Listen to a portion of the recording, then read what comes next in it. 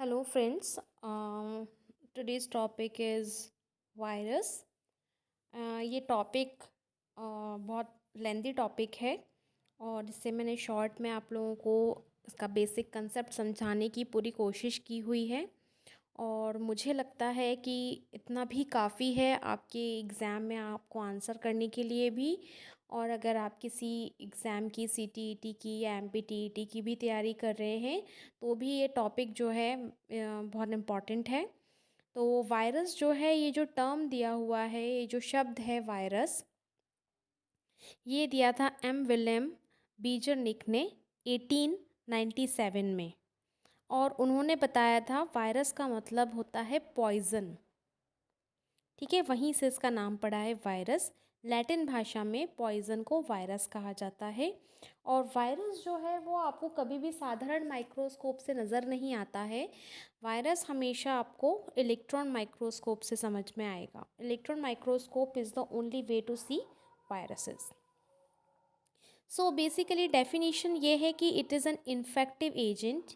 ये एक infection produce करने वाला एजेंट है that consist of nucleic acid inside the protein coat. है ना, एक प्रोटीन की कवरिंग के अंदर न्यूक्लिक एसिड है, यही वायरस होता है।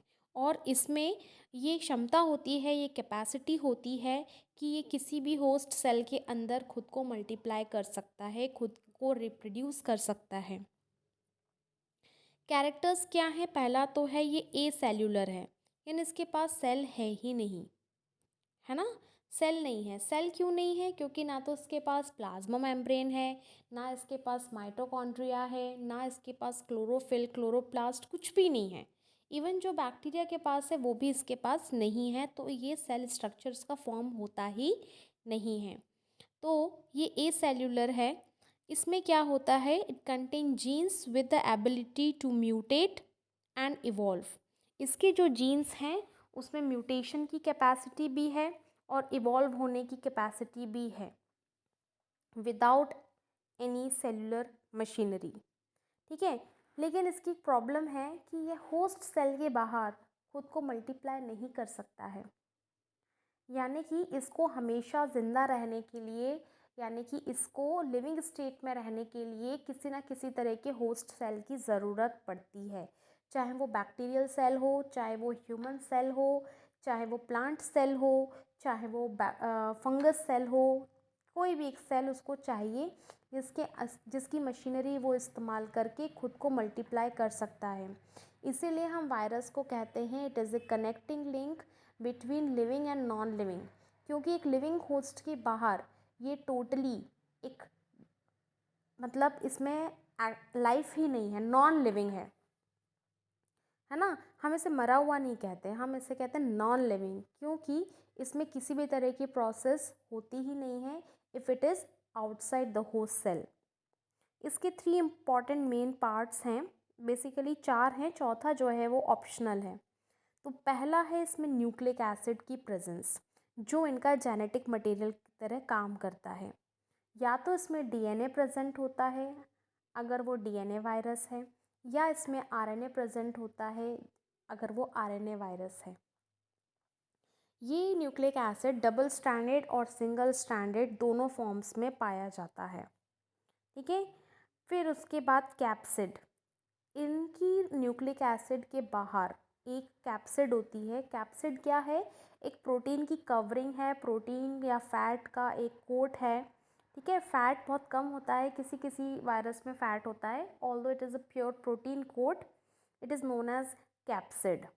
इस कैप्सिड के ऊपर सरफेस रिसेप्टर्स प्रेजेंट होते हैं जो होस्ट स्पेसिफिक होते हैं। जैसे कि उस वायरस को ये पता होता है कि वो किस तरह के होस्ट को इन्फेक्ट कर सकता है। ठीक है, जैसे प्लांट के जो वायरसेस होते हैं तो usually they do not infect animals, usually not. ठीक है, कर भी सकते हैं, एक्सेप्शनल केसेस भी हैं, लेकिन इनके सरफेस रिसेप्टर्स जो होते हैं वो होस्ट स्पेसिफिक होते हैं। चौथा पार्ट है एनवलप, जो ऑप्शनल है। किसी किसी वायरस के ऊपर एनवलप प्रेजेंट होता है जो कि लिपोप्रोटीन से बना हुआ होता है। It is not a pure protein but it is made up of lipids and proteins, है ना। इसका साइज़ क्या होता है, वायरस का साइज़ जो होता है वो 20 से 300 नैनोमीटर्स तक होता है। अब इनकी स्प्रेडिंग कैसे होती है, फैलते कैसे हैं? पहला ये तो होस्ट स्पेसिफिक है ना? तो स्प्रेड इनकी किन-किन तरीकों से होता है, किसी भी तरह के बॉडी फ्लूइड से हो सकता है। ज़्यादातर ह्यूमन वायरस जो हैं वो बॉडी फ्लूइड से ट्रांसमिट होते हैं, जैसे ब्लड, जैसे HIV का वायरस है, आपने किसी के इन्फेक्टेड ब्लड की सुई किसी दूसरे पेशेंट में लगा दी तो ये वायरस ट्रांसमिट हो जाएगा, है ना। Blood donation, direct blood donation से कई बार ऐसे बहुत चेक करना पड़ता है, हार्मफुल वायरसेस ट्रांसफ़र हो जाते हैं। तो बॉडी फ्लूइड्स हो गए, जैसे आपने छींका, यू स्नीज्ड, है ना, उससे भी इन्फेक्शन हो जाते हैं। जैसे कोरोना में अभी हम मास्क इसीलिए ही लगा रहे हैं।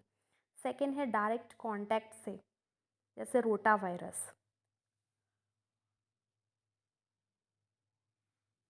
रोटा वायरस जो है वो डायरेक्ट कांटेक्ट से फैलता है। तीसरा है एयर के कांटेक्ट। इन्फ्लुएंजा जो ज़ुकाम का वायरस होता है, आपने छींका, उसके ड्रॉपलेट्स जो हैं वो सूख गए और वो हवा में हैं, मॉइस्चर में, ह्यूमिडिटी में, वो अभी नॉन लिविंग फॉर्म में है। जैसे किसी ने सांस ली और उसकी सांस में वो वायरस एंटर कर गया, वो ड्रॉपलेट एंटर कर गया, तो वायरस वहीं की वहीं लिविंग स्टेट में आ जाता है, अपने आप को मल्टीप्लाई करना शुरू करता है, इन्फ्लुएंजा कॉज हो जाता है। नेक्स्ट है आपका faecal and oral route norovirus. Faecal and oral route क्या है? फीकल ओरल रूट मीन्स हमारे एनल पार्ट से या ओरल पार्ट से, माउथ पार्ट से भी वायरसेस ट्रांसफ़र हो सकते हैं। और सबसे इम्पॉर्टेंट है वेक्टर्स। वेक्टर्स का मतलब होता है कैरियर्स, किसी की मदद से फैलना, है ना। जो वायरस की स्प्रेडिंग है वो किसी दूसरे लिविंग होस्ट की मदद से हो रही है, तो उसे हम बोलते हैं वेक्टर्स। जैसे डेंगू के लिए, डेंगू का मच्छर होता है एडीज़ वायरस, तो वो एडीज मॉस्किटो वेक्टर का काम करे, कैरियर का काम कर रहा है, जो कि डेंगू के वायरस को ट्रांसमिट करता है from infected person to the healthy person.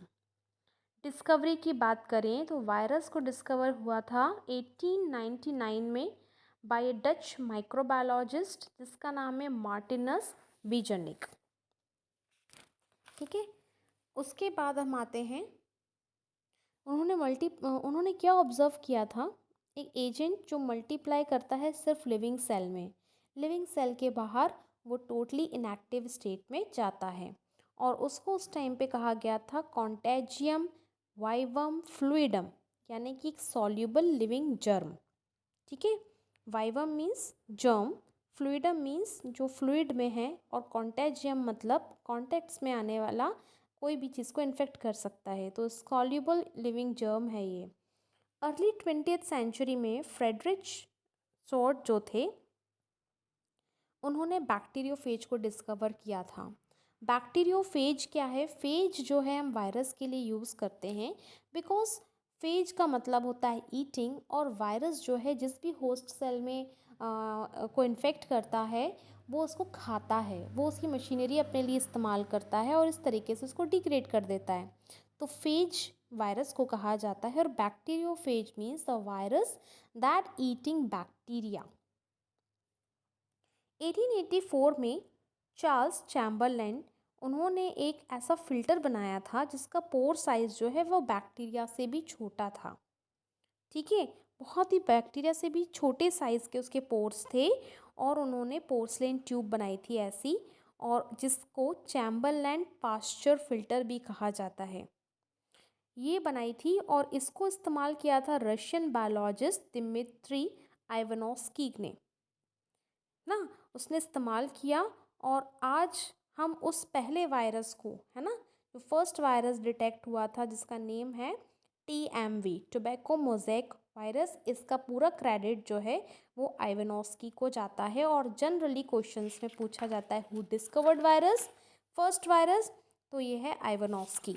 इसमें मार्टिनस बीजरनिक का कोई आंसर टिक नहीं करना है। ठीक है, अब बात आते हैं टाइप्स ऑफ वायरसेस की।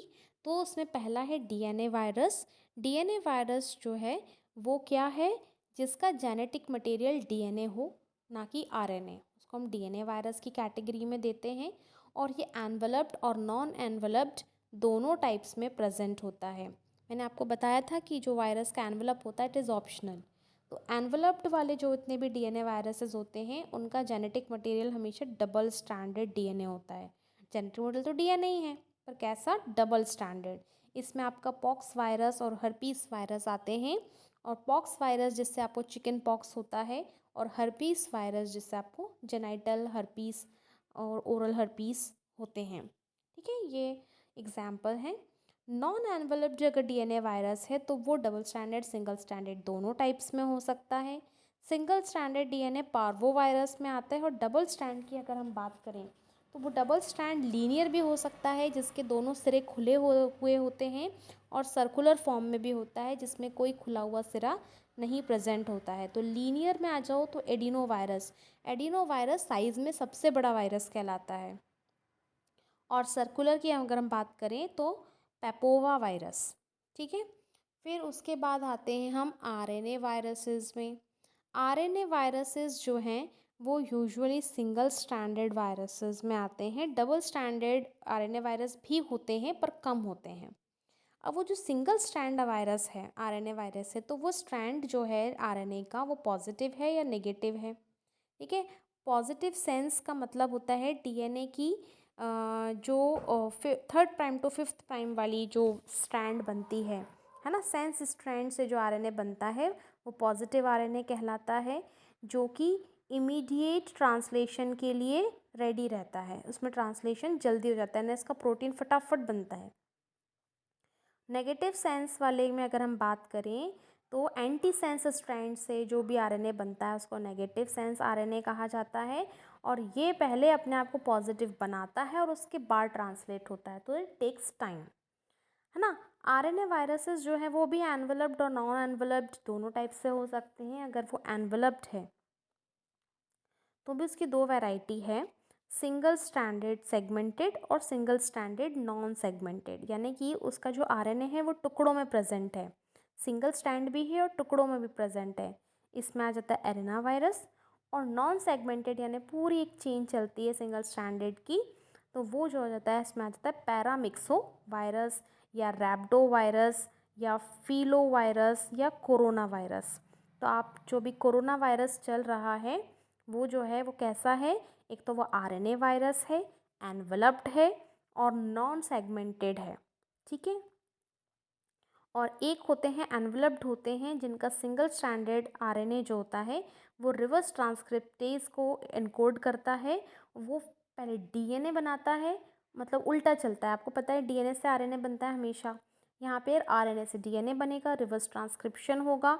और ऐसे वायरसेस जो हैं वो रेट्रो वायरस कहलाते हैं। जैसे रेट्रो गाने होते हैं ना, रेट्रो गाने कैसे होते हैं? पुराने ज़माने के गाने।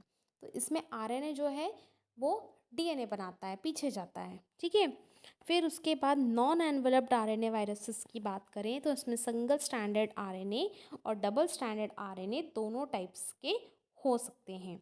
सिंगल स्टैंडर्ड आरएनए वायरस की हम बात करें तो इसमें आ जाता है पिकोरना वायरस और कैल्सी वायरस, और रियो वायरस जो है वो double standard non enveloped RNA virus कहलाता है। इसके बाद आते हैं हम स्ट्रक्चर ऑफ वायरसेस में। स्ट्रक्चर वायरस कैसा होता है? पहला उसमें अपन पढ़ेंगे न्यूक्लियो कैप्सिड, यानी कि इसका जो पूरा स्ट्रक्चर है आरएनए वायरस का वो दो चीज़ों से बना हुआ है, एक कैप्सिड और उसके अंदर का न्यूक्लिक एसिड। वेरियॉन्स क्या होते हैं? ये भी आपको बहुत इंपॉर्टेंट वर्ड है, वेरियॉन। वेरियॉन क्या है? ये पूरी तरीके से कंप्लीट वायरस होता है जो किसी भी होस्ट सेल को इन्फेक्ट करने की कैपेसिटी रखता है। कुछ वायरसेस जो होते हैं उनमें सिर्फ न्यूक्लियो कैप्सिड होता है, जबकि कुछ ऐसे होते हैं जिनमें कुछ एडिशनल कंपोनेंट्स भी प्रेजेंट होते हैं। अब विरियॉन हो गया, तो विरियॉइड्स क्या है? विरियॉइड्स क्या है? ये छोटे आरएनए होते हैं और इनमें सिंगल स्टैंडर्ड आरएनए इनका जेनेटिक मटेरियल होता है, बहुत छोटे होते हैं और यूजुअली ये प्लांट्स को अफेक्ट करते हैं।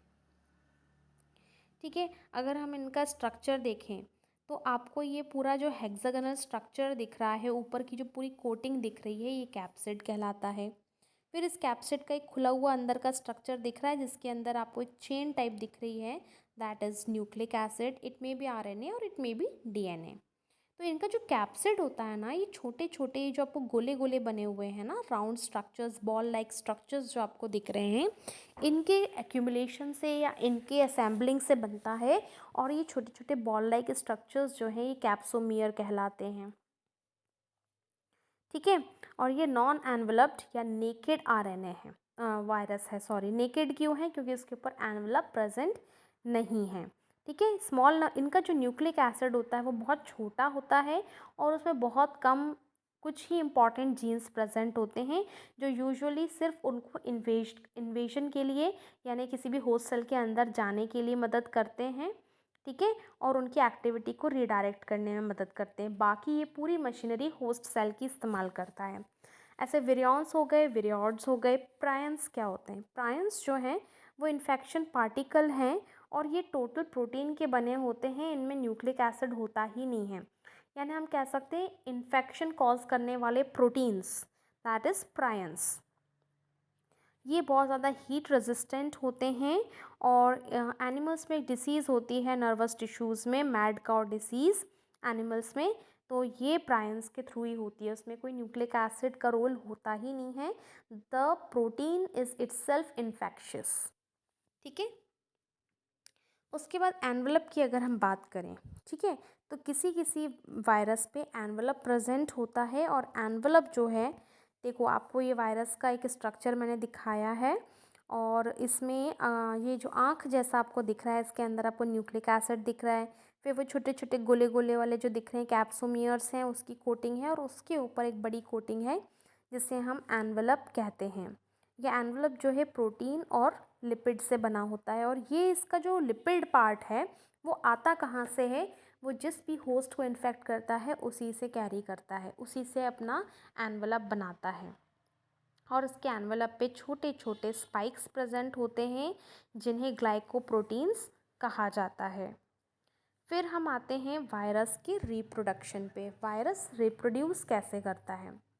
ठीक है, तो ये सबसे इम्पॉर्टेंट चीज़ जो मैं बार बार कह रही हूँ कि ये सिर्फ होस्ट सेल के अंदर ही रिप्रोड्यूस कर सकता है, क्योंकि वो होस्ट सेल के अंदर ही लिविंग स्टेट में होता है। तो it can reproduce only inside the host cell, जहाँ पर वो होस्ट सेल की मशीनरी क्या है? उनके एंजाइम्स और एनवायरनमेंट, जो भी उनका अंदर एनवायरनमेंट है, जो भी पीएच है, वो उसकी मशीनरी कहलाते हैं। होस्ट सेल की मशीनरी यूज़ करता है अपने ट्रांसलेशन के लिए या फिर रिवर्स ट्रांसक्रिप्शन के लिए। तो इनके स्टेप्स क्या होते हैं? एड्जॉर्प्शन, पहले तो अपने होस्ट सेल पे जाके चिपकना। सेकेंड है पेनिट्रेशन, अंदर चले जाना, सेल के अंदर चले जाना, पेनिट्रेट कर जाना। अनकोटिंग, इनका प्रोटीन कोड बाहर रह जाता है और सिर्फ न्यूक्लिक एसिड होस्ट सेल के अंदर जाता है। सिंथेसिस, वहाँ पर ये अपने ही जैसे बहुत सारे कॉपीज़ फॉर्म करते हैं। फिर उसके बाद सिंथेसिस में इनका न्यूक्लिक एसिड भी बनता है, इनके प्रोटीन कोड के लिए प्रोटीन भी बनता है। फिर उन सब की असेंबली होती है और अंदर वायरस का पूरा पार्टिकल फॉर्म होता है और उसके बाद ये होस्ट सेल को ब्रेक करके रिलीज़ हो जाते हैं और दूसरे सेल पे जाके एड्जॉर्ब होते हैं। तो ये पूरी साइकिल चलती है। तो हम आते हैं पहले एड्जॉर्प्शन पे। तो एड्जॉर्प्शन पे अगर हम आएँ तो it encounter susceptible host cell, जो भी होस्ट सेल सेंसिटिव होगा, ससेप्टिबल होगा, उस पर ही ये अटैक करते हैं, उसको एनकाउंटर करते हैं। और अपने स्पेसिफिक इनके रिसेप्टर साइट्स होते हैं। अगर वो होस्ट सेल के सरफेस से मैच कर जाते हैं, सरफेस रिसेप्टर से, then only it will encounter the host cell, है ना। और इनकी लिमिटेड होस्ट रेंज होती है। एक वायरस कई सारे तरीके के होस्ट सेल्स को इन्फेक्ट नहीं कर सकता। सेकेंड है पेनिट्रेशन। पेनिट्रेशन में क्या होता है? या तो पूरा वायरस सेल के अंदर जाता है या फिर उसका सिर्फ न्यूक्लिक एसिड अंदर जाता है। ठीक है, जब उसका न्यूक्लिक एसिड अंदर जाता है और प्रोटीन की कोट बाहर रह जाती है, तब हम उसे ट्रांसलोकेशन कहते हैं। ठीक है, अगर वो पूरा वायरस अंदर जा रहा है तो उसमें दो कंडीशंस हैं। कैसे? पहला कि उसका एनवलप जो होता है, क्योंकि वो पहले से ही किसी होस्ट सेल से लिया हुआ एनवलप है, तो वो नए होस्ट सेल को फटाफट पहचान लेता है, उसके साथ फ्यूज़ हो जाता है उसके प्लाज्मा मेम्ब्रेन के साथ फ्यूज़ हो जाता है होस्ट के और एंटर कर जाता है, या फिर वो एंडोसाइटोसिस से अंदर जाता है। एंडोसाइटोसिस कैसा होता है कि सेल जो है वो खुद उस वायरस पार्टिकल को एनगल्फ कर लेता है, ठीक है। उसके एंजाइम्स जो होते हैं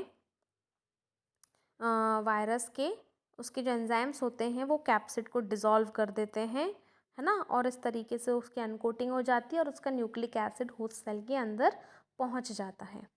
थर्ड आता है इनका सिंथेसिस कैसे होता है।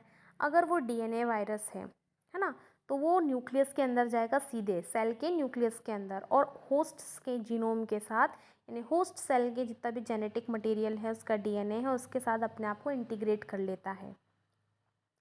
जब वो उसके साथ इंटीग्रेट कर लेता है तो जैसे जैसे नया डीएनए फॉर्म होता है होस्ट का, उसी के साथ वायरस का भी होता चला जाता है, और इस तरीके से वायरस की बहुत सारी कॉपीज़ फॉर्म हो जाती हैं, वायरस की न्यूक्लिक मटेरियल की कॉपीज़ बनना शुरू हो जाती हैं।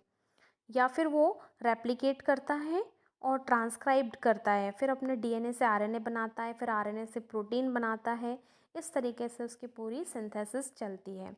अगर वो आरएनए वायरस है तो उसको रिवर्स ट्रांसक्रिप्शन करना ही पड़ेगा, जैसे कोरोना वायरस, जितने भी रेट्रोवायरसेस होते हैं, जैसे एचआईवी का वायरस भी आरएनए वायरस है, तो ये सब क्या करते हैं, इनमें एंजाइम्स होते हैं, रिवर्स ट्रांसक्रिप्टेस एंजाइम फॉर्म करते हैं, फिर उस एंजाइम से अपने आरएनए से अपना डीएनए बनाते हैं, और फिर उस डीएनए को genetic material of the host के साथ इंटीग्रेट करते हैं, फिर बाकी पूरी साइकिल सेम चलती है।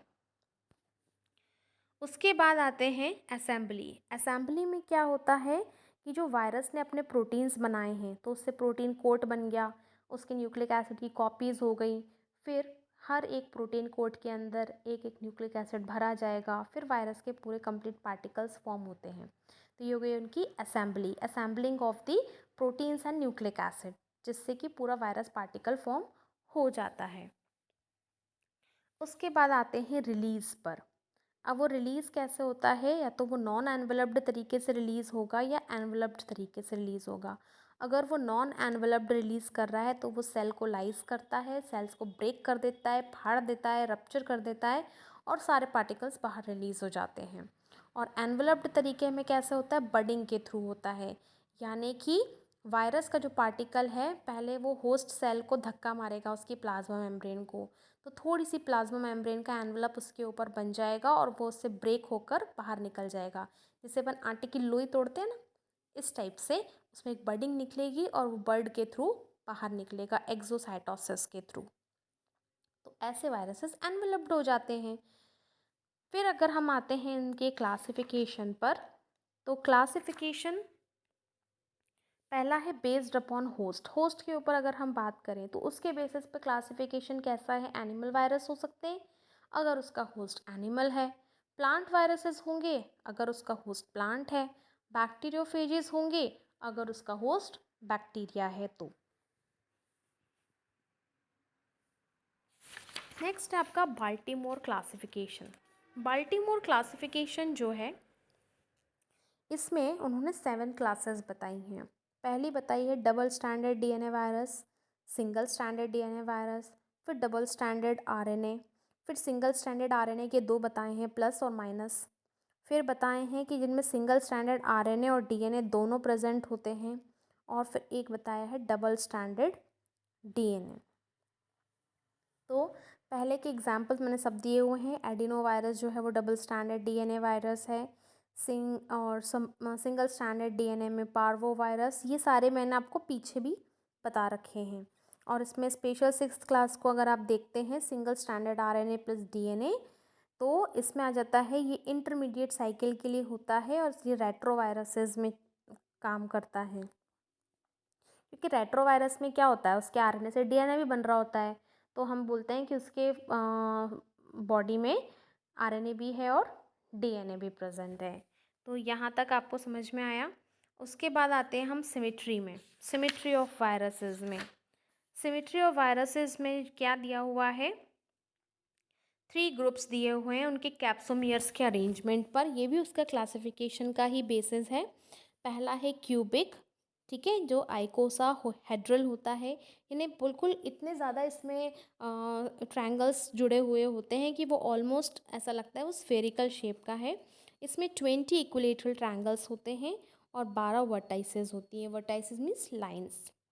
दूसरा होता है हेलिकल, जो इलोंगेटेड फॉर्म में होता है, स्पेशली टीएमवी वायरस जो टोबैको मोज़ेक वायरस है वो हेलिकल स्ट्रक्चर में प्रेजेंट होता है, हेलिक्स फॉर्म में, जैसे स्प्रिंग होती है उस टाइप में। और तीसरा है कॉम्प्लेक्स। कॉम्प्लेक्स में बैक्टीरियोफेज आ जाता है, उसका स्ट्रक्चर बहुत इंपॉर्टेंट है, सॉरी, तो उसका स्ट्रक्चर बहुत इंपॉर्टेंट है। तो इसमें आ जाता है, देखो आपको बैक्टीरियोफेज दिखेगा, इसमें जो आपके ऊपर आपको हेक्सागोनल स्ट्रक्चर दिख रहा है वो हेड है जो कैप्सिड का बना हुआ है, कैप्सोमियर्स के से बने हुए हैं, और अंदर उसका डीएनए होता है। फिर उसके नीचे आपको एक डंडी दिख रही है, नेक रीजन, वो शीथ कहलाती है, उसका नेक रीजन कहलाता है। और उसमें आपको मकड़ी के जैसे पैर दिख रहे हैं, वो उसके टेल फाइबर्स कहलाते हैं, जो मदद करते हैं होस्ट पे अटैच होने में, है ना। और उसके अलावा इसमें एक बीच में पिन होती है, और इसी पिन के द्वारा ये पूरा डीएनए जो है या जो वो होस्ट सेल के अंदर पेनिट्रेट कर जाता है और protein coat as it is बाहर रह जाता है। तो ये स्ट्रक्चर जो है आपका बैक्टीरियोफेज का है। तो थैंक यू, और मैं आशा करती हूँ आपको मेरा वीडियो बहुत पसंद आएगा और आप इसे अपने दोस्तों के साथ शेयर करेंगे। और इसके बाद मैं आपको इसकी लाइफ साइकिल्स भी बताऊंगी नेक्स्ट पार्ट में।